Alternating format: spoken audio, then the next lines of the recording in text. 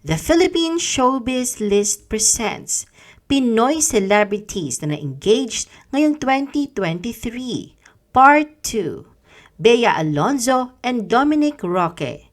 Noong August, masayang ibinalita ni Bea Alonzo na nag-propose na kanyang longtime boyfriend si Dominic Roque sa kanya. Makikita sa kanyang Instagram post ang mga black and white na mga larawan kung saan nakasuot siya ng black long gown. Ayon kay Bea, ang proposal ay naganap sa paglubog ng araw noong July 18, 2023 sa Las Casas, kung saan siya ay naroon para sa isang photoshoot. Ikinuwento ni Bea kung paano siya paulit-ulit na sinasabihan ng photographer na si Mark Nick daw na lumingon dahil nakita nito ang anggulo na nais itong kuhanan. Kahit na sa tingin ni Bea na parang kakaiba na ang mga pangyayari, pinagbigyan pa rin niya ang kahilingan nito. At nang lumingon na siya, ay nakita niya si Dominic na nakaluhod at may hawak na isang kahon sa mga kamay nito. Dagdag pa niya, marami na siyang nagawang mga proposal scene sa buong career niya bilang aktres, pero wala nga raw makakatalo sa totoong pangyayari at mali nga raw ang kanyang mga nagawa na. Nang magbigay na ng speech si Dominic ay parang tumigil daw ang oras at iba't ibang emosyon ang naramdaman niya ng sabay-sabay. Ayon pa kay Bea na ayaw niyang matapos ang sandaling yon. Ilang linggo matapos ma-engaged, nag-post si Bea ng isang video na nagdodokumento ng kanyang reaksyon sa marriage proposal ni Dominic. Sa vlog na in-upload noong August 12, 2023, ibinahagi ni Bea ang kanyang naramdaman sa naturang proposal. Sa isang clip, naitanong kay Bea kung anong klaseng lalaki ang susunod niyang mamahalin. Sumagot naman siya ng, "A guy who is madly in love with me." Seth Cadayona and Nelan Vivero. Noong August 30, 2023, ibinahagi ni Seth Cadayona sa kanyang Instagram account ang ilang mga larawan na kuha sa isang simple ngunit madamdaming proposal niya para sa kanyang non-showbiz girlfriend na si Nelan Vivero. Ayon sa kanyang caption, noon pang araw ng mga puso, February 14, 2023, una siyang nag-propose kay Nelan kahit wala pa siyang nabibiling engagement ring. Bigla na lang daw sumagi sa isipan ni Seth na iabot kay Nelan ang isang papel na singsing. Naalala pa raw nga niyang kanta ng American singer si Taylor Swift na Paper Rings na may lyrics na, "I like shiny things, but I'd marry you with paper rings." Dagdag pa ni Seth na hindi siya makapaniwala na nakuha niya ang matamis na oo ni Nelan. Hindi nga raw niya inaasahang makapag-propose siya ng kasal dito, pero dahil sa lahat na naramdaman niya noong sandaling yon, ay nag-uudyok sa kanya na itanong kay Nelan kung papayag ba ito na makasama siya habang buhay.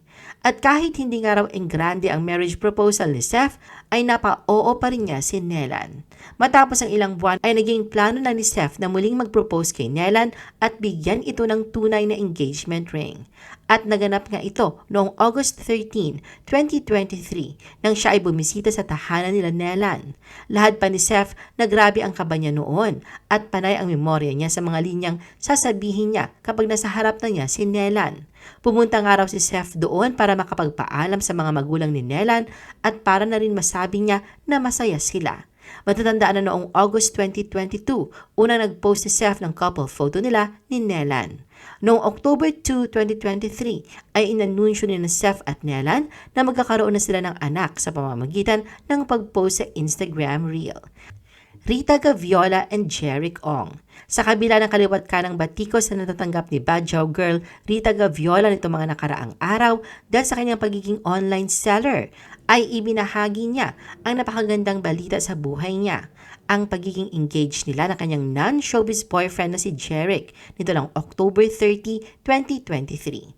Sa Instagram, ipinost ni Rita ang larawan nila kung saan makikita na nagulat siya habang nakaluhod naman sa kanyang harapan si Jeric at may hawak na singsing na nasa aktong nagpo-propose. Simpleng caption ni Rita sa kanyang post, "This is it." Noong August 2022, ibinahagi ni Rita sa social media ang balita na sila na ng kanyang boyfriend ay magkakaanak na.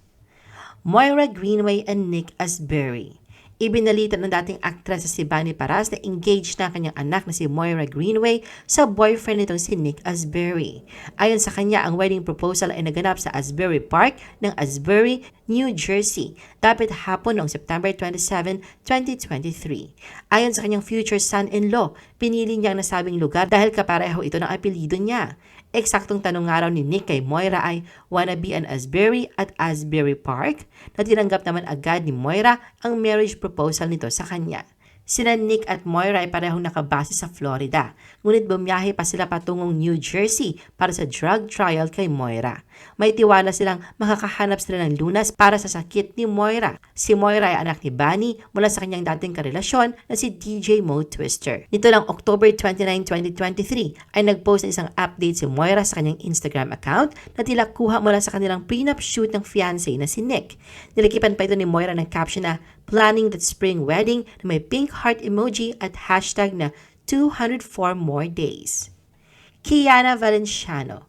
Sa Instagram noong August 8, 2023, ibinahagi ni Mr. Pure Energy Gary Valenciano ang larawan nila ng unika iha niyang si Kiana Valenciano. Habang nakayakap ito sa kanya, suot-suot ang engagement ring nito. Puno ng kasiyahan ang puso nila ng asawang si Angeli Pangilinan nang inanunsyo nila na engaged na si Kiana sa non-showbiz boyfriend nitong si Lisandro Sando Zaragoza Tolentino. Caption niya rito, "Friends, ladies and gentlemen, brothers and sisters, my beautiful forever princess ring says it all." Nagpasalamat din si Gary sa soon-to-be husband ni Kiana sa pagmamahal na ibinibigay nito sa kanyang anak. Sa Instagram account naman ni Kiana ay ibinahagi niya ang blurred photo nila ni Sandro kung saan makikita ang sweetness nila sa isa't isa sa pinagsaluhang halik. Sa kanyang simpleng caption na "Only You" na may kalakip na sparkles emoji ay nag-iwan siya ng mensahe na nangangahulugang tanging si Sandro lang ang pag-aalayan niya ng kanyang panghabang buhay. Unang isinapubliko ni Kiana ang espesyal nilang relasyon ni Sandro noong July 2019 at noong January 7, 2023 ay pinagdiwang ni Kiana at Sandro ang kanilang 4th anniversary bilang magkasintahan.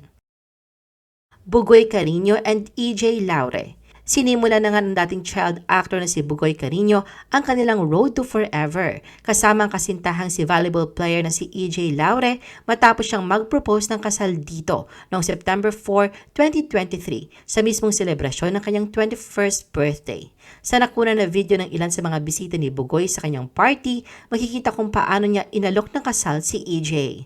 Bago siya lumuhod at formal na nag-alok ng kasal, ipinahayag muna ni Bugoy sa harap ng kanyang mga bisita ang kanyang paghanga sa kabutihan ni EJ bilang kanyang partner. Pagbubunyag pa ni Bugoy, matagal na niyang ipinagdarasal ang pagkakataong makapag-propose ng formal kay EJ upang ito ay pakasalan at makasama habang buhay kasama ang nag-iisa nilang anak na si Scarlett.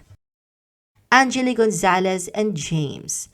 Ang former child actress at Love You star na si Angeli Gonzalez ay engaged na sa kanyang non-showbiz boyfriend na si James. Ibinahagi niya ang exciting news noong June 26, 2023 sa Instagram sa pamamagitan ng larawan niya kasama ang fiancé habang ipinapakita ang kanyang gorgeous engagement ring. Sa isang interview kay Angeli isang linggo matapos ma-engage ay hindi pa rin siya makapaniwala na ikakasal na siya. Ayon kay Angeli na isa ng doktor ay nasa early stage pa lamang sila ng pagpaplano para sa kanilang kasal.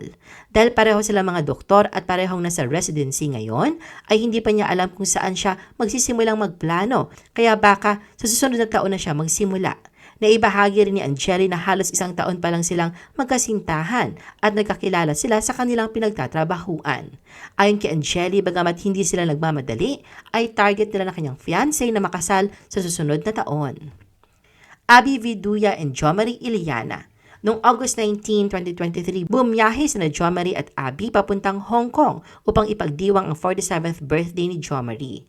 Nakaset na kasi ang kasal nilang dalawa pero nag-propose pa rin ang actor-politician kay Abby. Sa Instagram post ni Abby noong August 21, 2023, sinabi niya na nagulat siya sa ginawang proposal ni Jo Marie. Makikita sa mga larawan ang pagluhod ni Jo Marie sa harapan ni Abby upang formal na hingin ang kamay nito para magpakasal. Ayon pa kay Abby, sa parehong lugar daw ng marriage proposal, nagsimula ang kanilang love story 30 years ago. Matatandaan na nakaset na ang intimate civil wedding nilang dalawa na magaganap sa Las Vegas, Nevada ngayong November.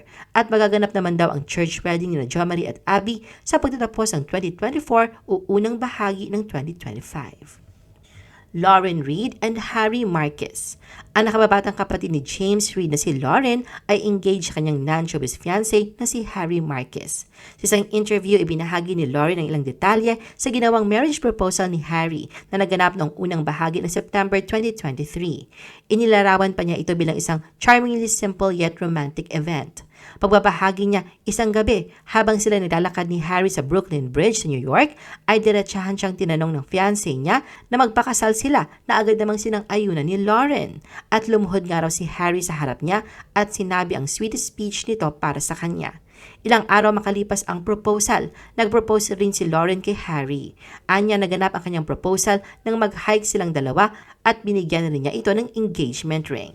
Tungkol naman sa kanilang wedding plans, ibinahagi ni Lauren na sila ay nasa yugto pa lamang ng pag-uusap at wala pang tiyak na napagkasunduan. Pero nagpahiwatig si Lauren na maaaring lumipat siya sa New York City o tumira sa kanyang hometown sa Australia kasama ang kanyang future husband. I-post ang inyong comments at reaction sa baba. At huwag kalimutan na i-like at i-share ang video na ito. Gusto mo pa ba ng ibang showbiz videos? Panoorin ang aming iba pang top viewed videos. Para sa aming mga YouTube viewers, pumunta lang sa description ng video na ito o i-click ang link sa itaas ng screen. Para naman sa mga Facebook viewers, ay maaari ninyong hanapin ang mga link sa comment section ng video. I-follow nyo din kami sa Facebook at mag-subscribe sa aming YouTube channel. Thanks for watching!